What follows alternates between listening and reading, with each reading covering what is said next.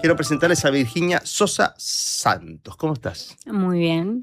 ¿A vos te dicen Vicky? Vicky. Bien. ¿Te Le gusta que te robé. digan Vicky? Bueno, a esta altura ya lo asumí. Pero es como que le robo el sobrenombre a las Victorias. Es Entonces rarísimo, ¿no? me dicen después Victoria. Cuando quieren ser más formales me dicen Victoria. Pero yo, Virginia. ¿Sabés que cuando recién te mencioné, porque estábamos hablando de la obra de Anhelo Hernández y en un momento desviamos, y cómo en la obra de Anhelo se escondía toda una narración, y recordé tu libro, del que también vamos a hablar, donde vos das cuenta de cómo el lenguaje de la aguja fue para las mujeres muchas veces la manera de filtrar información y de decir cosas y también decirlas de manera cifrada. Y ahí ella habló de las tejedoras mexicanas, pim, pum, pum. Y dije, no, porque ahora va a venir Virginia Sosa. Y después que lo dije, wow, ¿Será pero Virginia? o sea, ¿por qué le dije Virginia si es Vicky? Y después dije, no, pero yo leí Virginia, está clarísimo que sos Sí, Virginia. sí, Bueno, tengo bien, confusión. doble identidad. También me dicen Vicky Nuevo Reino. Ya no tengo ni apellido. Vicky Nuevo Reino, porque el Nuevo Reino es... Vamos a hablar de qué es Nuevo Reino, pero te voy a presentarte Dale. con tu libro, con lo que decís en tu libro. El libro de Virginia es hermoso. Si bien es un libro que, de hecho, no sé si no está agotado, es un libro que salió en el 23, ¿no? Sí. 2023. Claro, yo puedo hablar de él recién ahora, que estoy al aire, pero es un libro hermoso con un diseño increíble que creo que es de Gabriela Introini. Sí.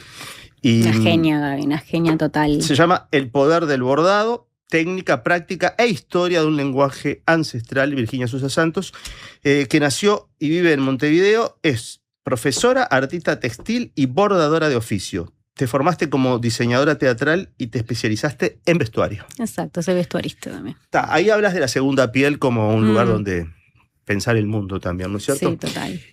Quisiera hablar de todo lo que haces y voy a usar en parte el libro, que está muy bien porque nos permite organizar un poco la charla. Pero después hay toda una parte que excede al libro, que tiene que ver con Nuevo Reino, que es como una plataforma donde vos no solamente mostrás lo que haces, invitás, convocás para cursos, seminarios, lo que sea, sino que también es donde reflexionás sobre la tarea y sobre, digámosle, el bordado, por decir un titular que abarque todo lo que viene detrás. Así que empecemos, Virginia, aunque el libro ya tenga 2 años, por esa necesidad que tuviste de escribir esto, un poco para ordenarte, creo también, pero sobre todo, y me enteré leyendo el libro, algo que me sorprendió mucho, es la escasez de fuentes, de textos que den cuenta de, cuando hablamos del bordado, de qué exactamente estamos hablando y desde hace cuánto tiempo podemos empezar a hablar de bordado. Sí. ¿Qué pasó ahí? Aparte del patriarcado. Bueno, listo. Eso es la base de todo, ¿no? Como las narrativas patriarcales dejaron afuera un montón de conocimientos del borde, naturalizados, feminizados, y eso hace que todo lo que hay sobre la historia o las cuestiones que ahora recién hay estudios académicos y todo, fueron dejados de lado por tener esa visión como muy, muy patriarcal, esos lentes. Pero mi necesidad de escribir ese libro tiene que ver con esto que decís de organizarme yo, mis pensamientos y de armar una cronología de qué pasó acá. Porque cuando yo empecé a bordar me sentí muy incómoda porque no me sentí identificada con la imagen de la bordadora. Yo no me creía una mujer victoriana en una mecedora bordando y toda esa cuestión. Ni encerrada. Para mucho menos. Entonces, toda esa incomodidad que me provocaba me llevó a investigar. Y entonces, cuando empecé a abrir o a desplegar así ese universo que es muy fragmentado y tuve que ir componiéndolo desde muchos lugares y muchas fuentes distintas, cuando estaba armando el libro tenía en mi estudio una línea de tiempo y veía una peli o algo y decía... Iba y lo ponía medio psicópata o medio como detectivesco, ¿no? Iba como armando las piezas. Entonces, bueno, a mí lo que me interesó fue esa incomodidad que a mí me llevó. Cuando llegué a esa incomodidad, que hay atrás de esta incomodidad, que hay atrás de este arquetipo, que carga el bordado. Cuando yo digo soy bordadora, que es lo primero que trae, que es una mochila grande, empecé a desmontarlo y me encontré con una historiadora de arte que se llama Rosica Parker y escribió un libro totémico que recién hoy se editó en español, que se llama La puntada subversiva. Y ella explica de una manera muy europea y pero bueno, son los 80, no se puede ser anacrónicamente injusta, pero La historia del un bordado es poco. la historia de las mujeres, dice. Exacto, mirá cómo estudiaste. Y habla ahí un poco de por qué esa cuestión de género, ¿no? Que a esta altura yo lo que digo es que fue utilizado como una tecnología de género en su momento también, que lo de tecnología de género no es de ella, pero ella explica un poco eso. Y después, esa fue la puerta de entrada. Claro, porque digamos que en la segunda mitad del siglo XX empieza a haber una narrativa que pone sobre la mesa esto que estamos hablando. Sí. Antes, eso fue, los nombres de las mujeres fueron tachados, fue domesticado el bordado, y claro, y uno piensa, imagina claramente que ha visto en películas y ha leído y ha visto hombres bordando, pero en realidad eso estaba más vinculado a lo industrial o al dinero, pero no a la tarea cotidiana y a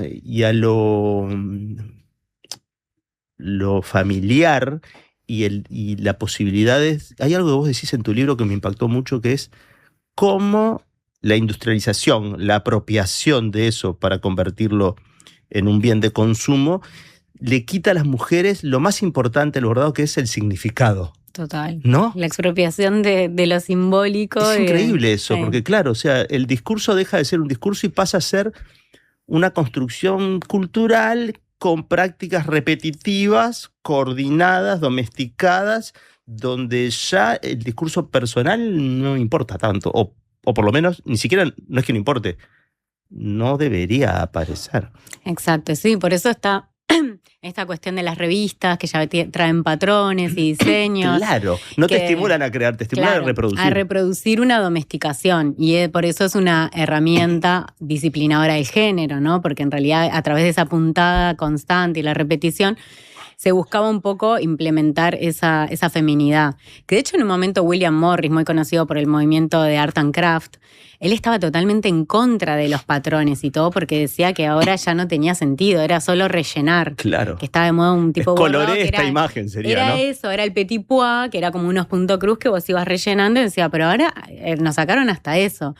Y es verdad que cuando el bordado empieza a generar más dinero, se crean los talleres, se crean los gremios y lo primero que se hace es expulsa a las mujeres. No todas. Si era familiar, laburabas ahí adentro, pero no ganabas dinero. O te podías casar con alguien, tenía una... Te casaban. Te casaban. y pasabas a tener mano de obra gratis. Te bordaban a un hombre. Exacto, te cosían a alguien y ahí vos tenías prole, ¿no? Tenías hijos y esos hijos pasaban a ser mano de obra gratuita para el pattern del taller. Y eso todo se da, evidentemente, en el mismo momento que se da la transición esta de los modelos económicos del capitalismo mercantil del feudalismo al capitalismo mercantil. Y ahí es donde pasa la casa de brujas, donde, bueno, está todo ese quiebre con respecto a las libertades de la mujer, donde el bordado también sufre esa transformación hacia eso. Y quedó siglos ahí. Te voy a decir una cosa sorpresiva. Sí. Fui un niño bordador. Míralo a él. Hoy es el cumpleaños de mi madre. Mi madre tuvo mercería. Bueno. Diseñó ropa, cortó. Yo era un niño que te criaste me crié en una mercería, cortando, forraba los botones. Qué divertido. Era el forrador de los botones y usaba la máquina de tejer esta de acá, la de coser, en fin. Y el bordado fue lo que menos me atrajo, pero ahora me doy cuenta hablando contigo, y lo estoy contando porque me explotó en la cabeza todo, que me reembolaba bordar lo que estaba dibujado. Claro. Yo lo que quería era escribir palabras, hacer otras cosas y bueno, no, por ahí no era y por ahí no fui. Pero tengo una colección de hilos y de agujas, que me encanta todo eso, la materialidad botones, es muy hermosa. Materialidad, que es una parte de tu libro que viene más adelante. Vos llegaste, la pregunta es, ¿cómo llegaste a esto? ¿Por la parte textil, por la parte del vestuario? ¿Eras una niña que cosía botones o que se arreglaba? Yo hoy me arreglé los championes, por ejemplo, si me rompieron un poquito para que no se rompan más. Como que estoy acostumbrado a tener hilo y aguja, ¿no? Bueno, en mi casa siempre iba costurero porque creo que en todas las casas de mi generación, de nuestra generación, siempre se arreglaron. Yo tenía el mate, la media, a mí no me gustaba. El dedal siempre había, en todas las casas había un dedal. Y había una lata tipo galletitas, sin galletitas y cosas. Eso galletitas estaba. danesas llenas de hilos. Claro, llenas de hilos. Pero no, yo era más una niña que quería ser bicivoladora, BMX. Perfecto. Por eso no me identificaba. el tema de la mujer victoriana. Y por eso también cuando mi abuela una de mis abuelas paternas me incitó a bordar, yo no quería saber nada. Mi abuela materna fue más inteligente y me ayudó a arreglarme ropa y ahí yo tengo un amor más con esta cuestión del vestuario y sí fue por el vestuario que entré, con la materialidad. Me acuerdo que hacía una pasantía de ópera en el Solís, hay una italiana y nos enseñó a hacer un punto que se llama invisible, porque para la ópera viene el vestuario y vos antes, al menos cuando no se produce acá, tenés que acoplarlo a diferentes cuerpos, porque vos estás alquilando toda la producción. Entonces lo teníamos que achicar. De manera invisible. Y teníamos que hacer unos ruedos invisibles y ahí estaba yo con las señoras cosiendo y decía, y además había salido la noche anterior y yo decía, esto no va a salir bien y no, me senté ahí y fue un éxito. Y dije, qué bueno esto. ¿Porque sos rockera también? Bueno, digamos que era joven y salía mucho más que ahora. Pero amenazaste que ibas a venir con vinilos. Iba a venir con vinilos, pero salí muy temprano. Bien, tranqui. Quiero decir que la parte esa sí igual quiero decir que como vinilo iba a traer a Juan Bauters y ya me lo habían traído. Ya lo han traído. Me quemaron un poco los Para mí discos. Bauters es el más traído hasta el momento. Sí, 3 ¿no? personas. Lo trajo Palarino, lo trajo... ¿Quién más lo trajo? ¿Alguien más lo trajo? Inés. Ana Inés Santero lo trajo también, sí. Bien. No, y el otro que iba a traer a Mercedes Sosa. Bien, bueno, ahí venías bien. ¿Viste? Está. Bueno, yo tengo a Mercedes Sosa, me lo has dicho, lo traía yo. Pero no importa, eso no importa. Mercedes Sosa muy ligada a lo textil también. De alguna manera, con su cercanía con la tierra y con ciertas culturas. Con el tejido. Con el tejido. Ella usaba mucho esa cuestión del vestuario, ¿no? El poncho, como una reivindicación estética propia de su territorio, ¿no? Uh-huh. Vos sos... no soy sobrina. Nos estamos yendo un poquito de la línea esta que íbamos a seguir, pero no importa, tenemos que hacer una pausa. No, te preguntaba, porque claro... empiezan a surgirme preguntas del momento. ¿Vos en qué momento empezaste a bordarte cositas en tu ropa? Hace como 12, 13 años que yo pintaba en la calle, era street artera. Entonces, y trabajaba en teatro, entonces era todo como muy, muy colectivo, muy en la calle, y en un momento esta necesidad de cuando cosí, dije, ay, qué interesante, empecé a hacer como pequeñas cositas cosidas y a meter un poquito más las agujas y los hilos en mi obra y ahí empecé como a probar el bordado, que todavía no estaba de moda y coincidió con que viajé a México. Y ahí evidentemente fui por pueblitos, sí, y es que la cultura textilera de México te abraza y te atraviesa más que te abraza. Entonces yo iba medio antropológicamente por los pueblitos y compraba los textiles, tenía tiempo, estaba sola, me quedé un mes, me quedaba hablando con las mujeres. Aprendí a bordar ahí también y claro, y cuando volví ya estaba como transformada, ya me había tomado. Y ahí fue donde empecé como a hacer, sobre todo, llevarlo más a las ilustraciones. Empecé a bordar, por ejemplo, ilustraciones de Fran, empecé a hacer cositas como para mis amigues y ahí empezó eso, en el regalo, en el crear cosas sin mucho sentido. Perdón, no puedo dejar pasar porque pienso en la gente que está escuchando. ¿Qué significa bordar cositas de Fran? No, ilustraciones de Fran, que es mi pareja, que es ilustrador, y entonces yo agarraba, veía algo y decía, ay, qué lindo, y lo bordaba. Como lo pasaba a hilo. ¿Le copiabas? Básicamente lo mejoraba. No, pero sí hacíamos un buen match. Cuando nació nuestra hija Selva, hicimos una serie re linda que mientras ella dormía la siesta, le tocaba siempre a uno o a otro, la siesta depende de cuándo nos tocaba de cuidadores, y él ahí armaba una acuarela. Y en la próxima siesta que me tocaba a mí, yo la bordaba. Ah, qué hermoso. Y hicimos una serie gigante que estuvo buenísima, que se llamaba Mientras dormías. Qué lindo regalo para Selva, ¿no? Bueno, quiero decir que lo vendimos porque nos ofrecieron un buen precio y nos fuimos de vacaciones. Qué buen regalo para Selva, lo que compraron con la plata de... Claro, no, a Selva le hicimos uno que Fran dibujó y yo lo bordé. Bien. Y lo tiene en su cuarto, obviamente. Bien. Perfecto. Vamos a hacer una pausa. No nos juzgues. No, para nada, al contrario. El artista tiene que vivir de lo que hace, y sí. Total. Yo recuerdo que a mi padre le gustaban las antigüedades, ¿no? Y no teníamos plata para comprar antigüedades. No cosas viejas, antigüedades. Pero él siempre decía, no, está bien, ¿viste? No tener antigüedades. Porque con lo que me gusta la antigüedad, se llenaría la casa de antigüedades. Y el anticuario que no sabe vender las cosas que le gustan, no puede vivir de eso. Total, es como una especie de coleccionismo raro. Entonces, digamos, vos te enamorás de tu obra y a veces la tenés que vender para irte de vacaciones. bien sencillo. Así que no solamente no juzgo, sino que ojalá yo Nos pudiese apoyás. hacer eso. Hello, I'm Johnny Cash. Well, the pigeons ate the wedding Apreté ring sin querer el 45, mira. and exploded. Ahora sí. Somewhere over San Antone. Era un Bill Callahan arriba del caballo a toda velocidad. Ya que no trajiste, Virginia, discos pongo yo, ¿está bien? Sí, me parece perfecto. Estoy viendo. Bueno, Buenos discos. podés elegir de lo que hay acá y después lo ponemos. Bueno. Estamos con Virginia Sosa Santos. ¿Cómo te presento? Ya te presenté, pero si ahora qué decís que sos. Depende de dónde estoy. Acá, Acá, artista. Artista. Investigadora. artista investigadora. Bien. Investigás mucho en el mundo del bordado, en el arte textil en general.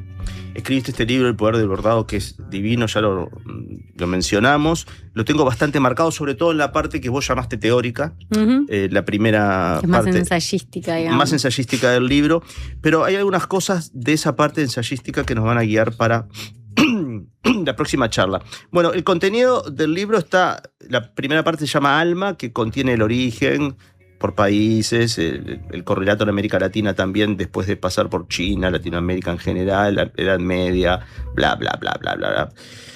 Bien. Después está materia, después está ritmo, después está prácticas y color. Sí, en realidad son tres. Alma, materia y ritmo.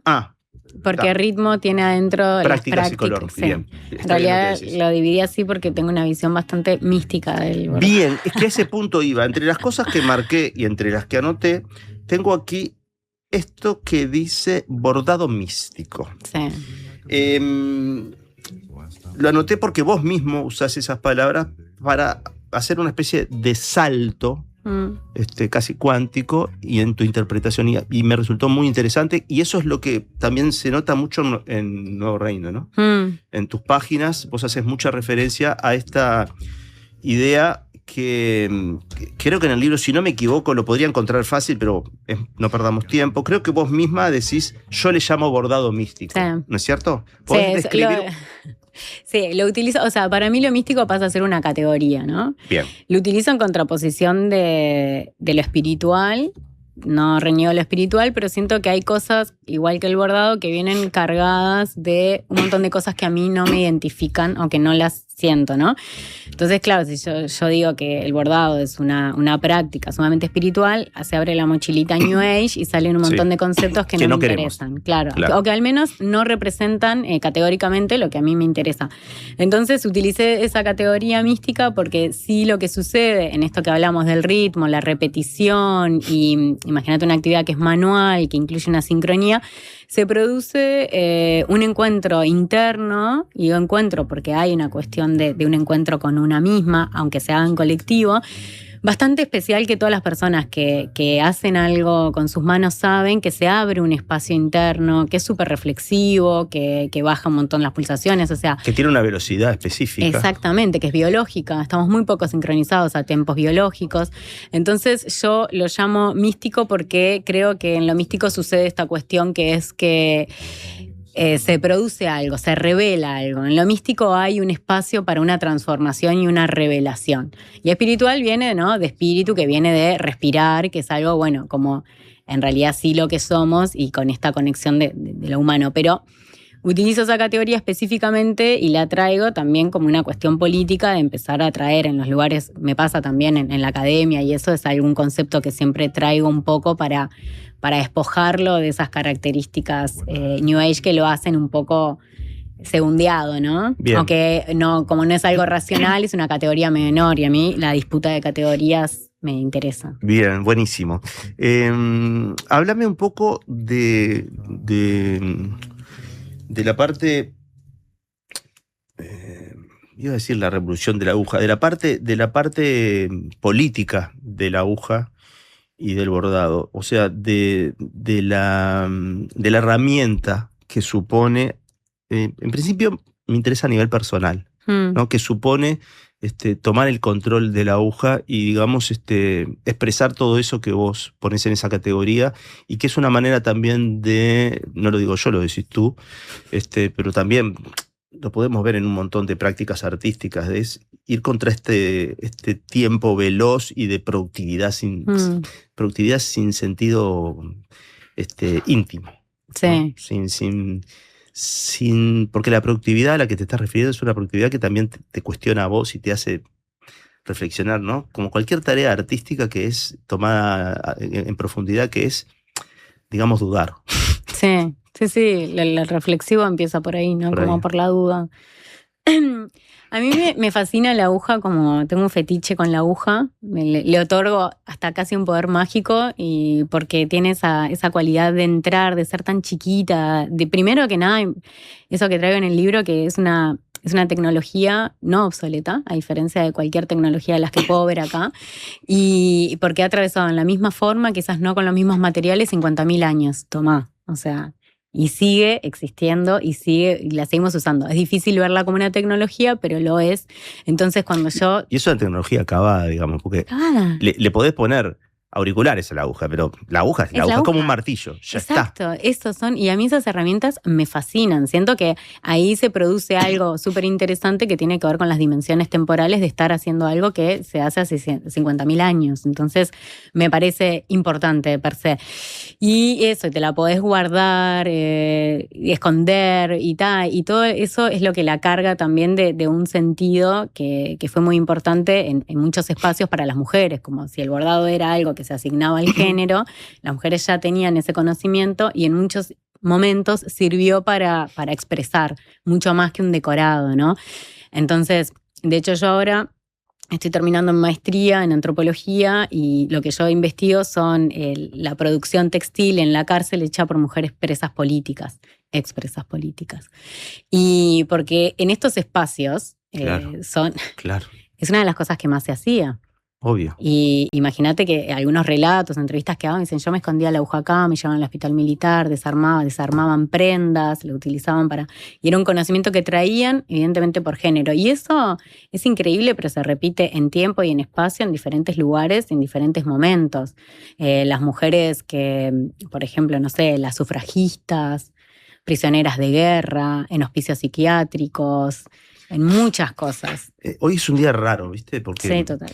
Porque mira, mi única prima, que esa vez mi madrina, que vive en Suecia, quizás hoy esté escuchando, a veces escucha, estuvo presa muy jovencita, yo tenía 4 o 5 años y tengo los regalos que ella me mandaba y son todas cosas hechas así.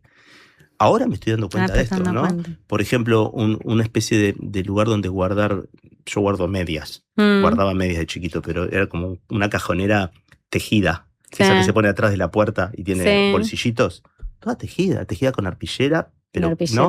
Y después muchos regalitos que eran macaquitos hechos con hilos. Exacto. Y con aguja, digamos, y era lo que...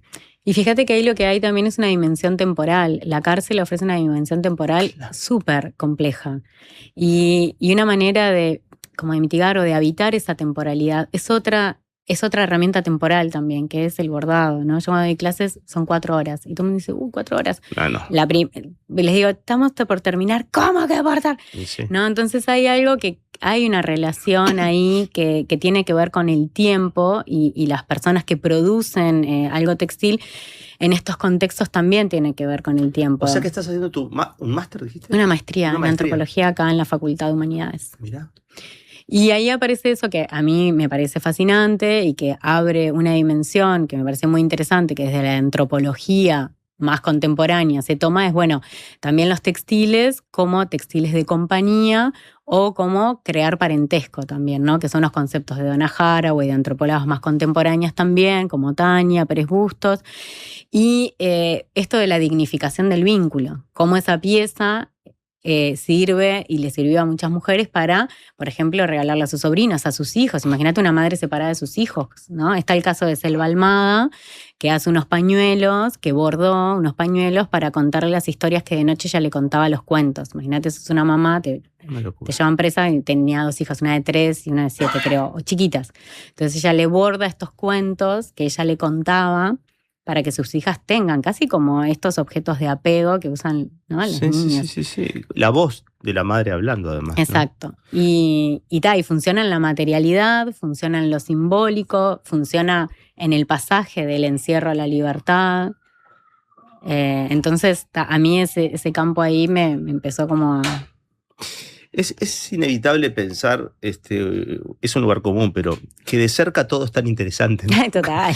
Cuando uno Hace zoom en algo y... Haces zoom en algo y yo pensaba ahora mientras te escuchaba que hablaste del poder de la aguja. También es verdad que uno se la puede esconder la aguja y que puede pasar incluso en situaciones de control de contenidos.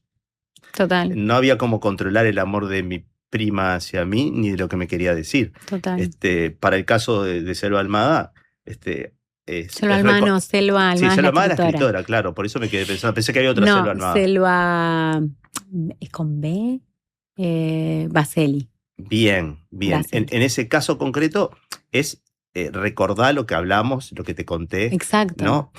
Pero también la aguja que se esconde acá, también la aguja es muy peligrosa, Sí, total. ¿no? O sea, la aguja es tan pequeña y tan poderosa, por eso también se usa el dedal, digamos. Y ahí hay Exacto. nada más lindo que una colección de dedales, porque hay dedales hermosos. Exacto. Entonces ¿cómo vivís? Es un arma. ¿Cómo vivís? Claro, ¿cómo vivís ese lápiz y ese cuchillo a la vez? Hay una bordadora contemporánea que tiene un bordado que me gusta mucho, que está en inglés, que dice todas las ganas que tenía de lastimar, aproveché y hice este bordado, ¿no? Como Claro. con respecto a una situación que era como en el contexto de Estados Unidos, imagínate. Creo que hay algo también, a mí los filos me gustan mucho, y hay algo ahí como en esa materialidad que atraviesa, que es pinchuda, ¿no? Como que puede lastimar, pero nunca tanto, ¿no? Como que, o sea, tiene como algo de rigurosa, porque si vos te pinchás, ¡ay! Te duele, y además te duele en cualquier parte del cuerpo, menos en el dedo donde te pinchaste. Tiene como mucho como reflejo, ¿no? Nervioso. Pero al mismo tiempo nunca te va a lastimar tanto. Claro. Entonces, nunca va a ser gravísimo. Nunca va a ser gravísimo. No estoy cortando una sierra, ¿no? Una No moladora es una y me aguja corto de el dedo. colchonero. Bueno, la aguja de colchonero es menos peligrosa, te diré. O sea, son Pero más es larga, gruesas. podría llegar al corazón, digamos. Bueno, sí, contextos. La otra aguja no. La otra. Bueno, no sé, mi mamá cuando era chica me decía, cuidado con las agujas que te pinchás y se te van por el torrente sanguíneo. Yo decía, ¡no! Después le dijimos cuando crecimos, ahora entiendo por qué te costó tanto volver. Pero eso pasa. Después hay estudios que te dicen que sí, bueno, no pasa. Pero eso, nunca tanto daño. Entonces ahí hay algo también interesante que lo vuelve como muy seductor con todo eso ¿no? De que sí, que no, que es peligrosa, pero no, te pinchás, pero... Tenemos que hacer una pausa, pero y en la última parte del programa y de la charla contigo nos metemos en Nuevo Reino. Dale. Para si salimos un poco del libro, pero bueno, el libro está metido en Nuevo Reino y Nuevo Reino es todo lo mismo. Todo lo mismo. Pero bueno, todo lo mismo, pero hay otras cosas ahí. Sí, en las redes, sí, ¿no? Vos tenés una página en Instagram que aparecen otras cosas que digamos que no están en el libro, reflexiones, pensamientos, propuestas, definiciones. Como para que la gente que nos está escuchando, los que saben de esto y también los que no, las herramientas de este mundo son pocas y eso es lindo también, ¿no? Total. Eso es muy poderoso, que necesitamos agujas. Hay distintos tipos de agujas, más largas, pero curvas. Más o menos. El hilvanador lo podríamos incluso no usar. El enhebrador. Perdón. Sí, lo podríamos usar. Es hermoso el objeto. De la vista. Y después tenés hilos. Tijera. Y bastidores, digamos, que podríamos te diré considerar. Que el bastidor a veces... Podés evitarlo podés también. evitarlo. Y tijera. Tijera. Y el dedal, sí. Yo no uso. Bien, pero hay que tener uno dedal ahí, porque es Sí, lindo. yo tengo una colección, pero no los puedo usar. Bien, es incómodo. Es muy cómodo. Perfecto. En eso hay un poder también, que sean tan poquitas cosas, porque es accesible. Absolutamente. ¿No? Cualquiera podría. Exactamente. Está ahí en que quieras. Y mucha gente se encuentra con el bordado desde la costura, con lo que tenés en tu costurero doméstico. Claro. Y cosiendo con hilos de coser, o sea, y bordando con hilos de coser. No se necesita. Sí, a veces más. vas a reparar algo y terminás bordando un dibujito, sin querer, al querer cerrar una herida de la tela. Es que yo siempre digo como que el bordado es una epífita, ¿viste? O sea, es algo que se coloca sobre una superficie. Entonces, lo que le hace es darle un significado a algo que no lo tenía, pero per se así es lo mismo que coser, digamos. Si bien tiene, ¿no? Lo que el bordado lo caracteriza es la intención de hacer algo, decorar, decir, pero es una intervención. Es más que la técnica es muy similar a la costura. Bien, están llegando mensajes que están pegados en el tiempo que podrían ser perfectamente para esta nota o para la otra, porque hay un punto ahí en común. Me voy a concentrar en los de ahora.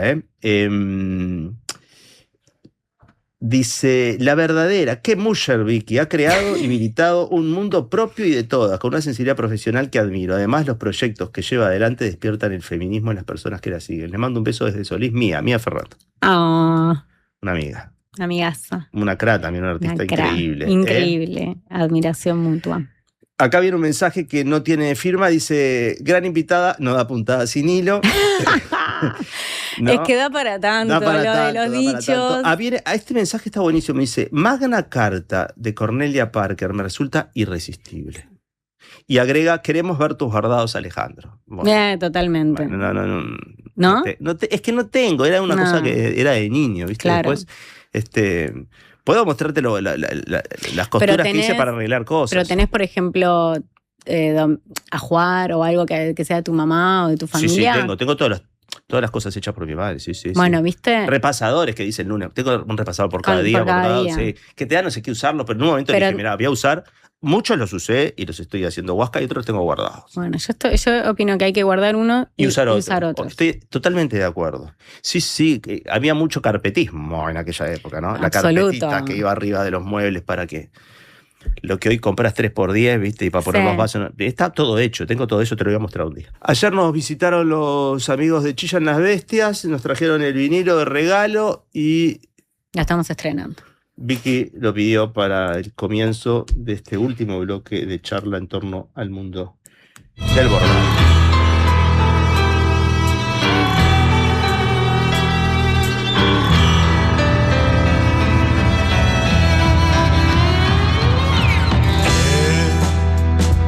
¿Qué más da? No sos otro si sos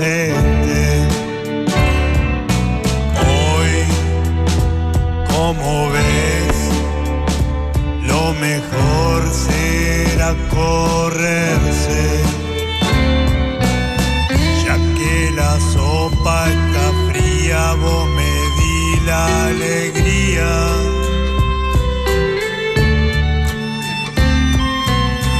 Tu cuerpo se va quebrando y los labios filtrando.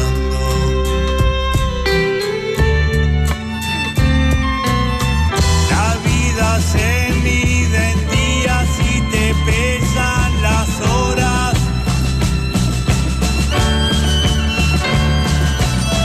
Un día se siente mal, un día se siente bien.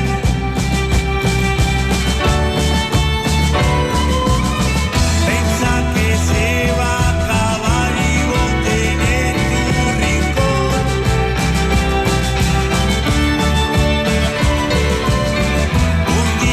Se siente bien, un día se siente mal.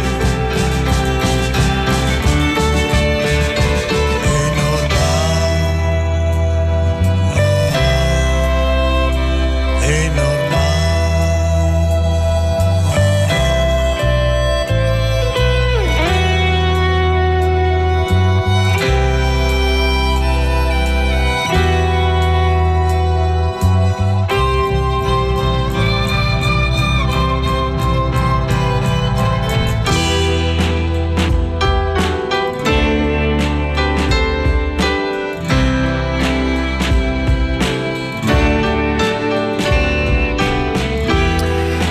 .47, Chillan las Bestias, que en breve están tocando hoy con entradas agotadas y con batero nuevo. Y estamos charlando minutos finales con Virginia Sosa Santos. Y hablemos de Nuevo Reino, que es una plataforma, ¿te parece? Sí, para mí yo creo que es una plataforma de difusión como del bordado y el textil. Bien. ¿Qué haces ahí?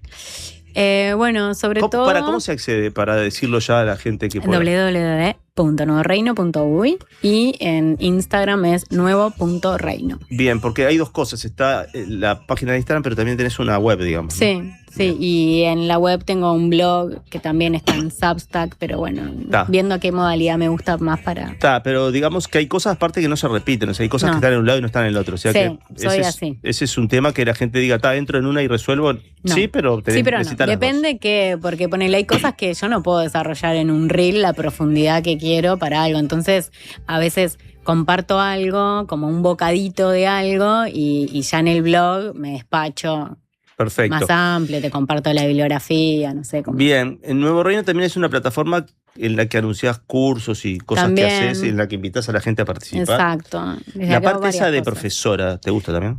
Me encanta, me encanta, me encanta. Mis hijos son docentes también, así que tengo un poco como la fibra ahí. Me fascina porque soy una persona muy curiosa y para mí enseñar es aprender Ay, siempre. sí. Y Es si increíble. no estás en un problema. Si no estás en un problema, estás en una relación de desequilibrio. Sí. Y ahí, cada vez que abro espacios que... De hecho, si los alumnos no te enseñan nada, hay que echarlos. Bueno, un poco sí. Un poco como que perdés el interés vos y el alumno. O sea, Sí. como. Y porque además siempre, eso, cuando abro espacio, siempre viene gente que está con los mismos intereses. Entonces resonamos un montón y eso hace que traigan cosas que yo no conocía, como que se amplíe mucho más. Y ahora, últimamente, si bien hago prácticos muy pocos y solo presenciales, a través de la plataforma lo que hago es tratar de hacer un poco más circular el tema de que, bueno, yo investigo y eso que investigo voy haciendo cursos teóricos sobre esas cosas que voy investigando y así voy haciendo un poco como más sustentable la vida muy difícil de investigar, escribir Tener una hija. y tener, criar, ser artista, monotributista, etc. Bien. Pero estás contenta con lo que has elegido porque es lo tuyo. digamos. Mega. ¿Cuándo empezaste a darte cuenta que esto era el lugar en el que te ibas a quedar instalada un tiempo? En la crisis esa que le llaman el puerperio, Sí. que estaba con el alma muerta, estaba como horrible. Laburaba en un teatro que me encantaba, laburaba con mis amigos, yo había estudiado eso, estaba bueno, pero yo sentía que necesitaba otra cosa. Y era muy difícil porque eso, estaba criando una niña muy chiquita, e implicaba salir de un lugar seguro, de un sueldo seguro, todo, de la seguridad a lo que yo quería hacer para recuperar la vital, ¿no? Como la vitalidad. Y nada, y en un momento creo que en esa cuestión de decir, no puedo más, o sea, como las prioridades a mí se me ordenaron mucho a partir de eso, como que se vuelven muy vitales y me lancé y atrás de eso pila de gente también apoyando, ¿no? La pareja, mi familia y ahí fue que dije, yo acá me quiero quedar un rato. ¿Sabés que ayer creo que fue, o quizás fue hoy de mañana, vi que que ayer se cerraba una posibilidad de anotarse en algún tipo de curso? Sí, o algo lo único hacías? que voy a dar este año porque Lo único que vas a dar se cerró ayer. cerró ya. Viste qué timing que tenemos, ¿no? No, es increíble. Bien, pero la gente que no puede hacer ese curso puede lamentarse entrando a la página. Bueno, sí, mira, es una clase que está dividida en dos y después queda abierto el espacio un año porque es difícil que yo ponga un horario y que a todo el mundo, porque es para gente de todo el mundo, le quede bien, ¿no? El día ese que eligió Vicky le quede bien a todos. ¿Tenés Entonces, alumnos en otras partes del mundo? Sí, muchos. En España, en Colombia, México, sobre todo. ¿Perú? Y ahora en Perú. Ahora si vieras, hay como 80 y son eso, de todos lados. Acá es muy chico el mercado, público, el claro. mercado. Entonces, por suerte, esa de las redes facilita de que yo conecte con otras personas que también, además, yo siempre digo que se arma como un cuerpo multisituado porque gente con más o menos mismos intereses, todo. Y bueno, y ahí en los cursos pasa. Tejés comunidad. Tejo comunidad. Absolutamente. Y bueno, eso, son 2 clases. Si alguien se quiere sumar, hoy, denle, se pueden sumar y ven esta clase grabada y el miércoles que viene.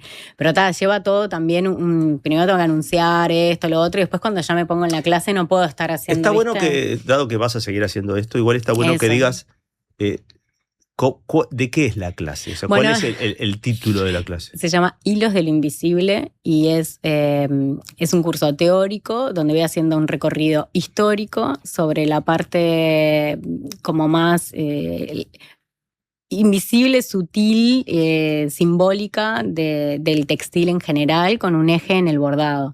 Entonces empiezo como muy de atrás, desde el primer gesto primordial, que fue el de unir las fibras, ¿no? Claro. Y cómo eso está en un espacio conectado con el territorio, con el tempo, con el tiempo, con los ciclos, cómo al principio está metido en un sistema que es más ritual. Entonces Claro. eso tiene una significación, y cómo a través del tiempo, como el bordado es una cuestión, el textil que es social, se va llenando, impregnando de todos los hechos sociales. Entonces voy como recorriendo, pero desde una mirada que, si bien es política, es bastante más hacia este lugar como más sagrado de alguna manera. Y ahí voy haciendo como este recorrido. Para mí un poco el textil es una excusa para hablar de muchas cosas sociales y antropológicas que me interesan, porque puedo hacer esas lecturas a partir de esa materialidad. Bien, digamos que cuando decís lo último que voy a hacer en el año, te referís a este tipo de talleres o clases que das. ¿Después tenés algo presencial en tu vida? Sí, doy talleres presenciales de iniciación al bordado, que suelo darlos el segundo sábado de cada mes.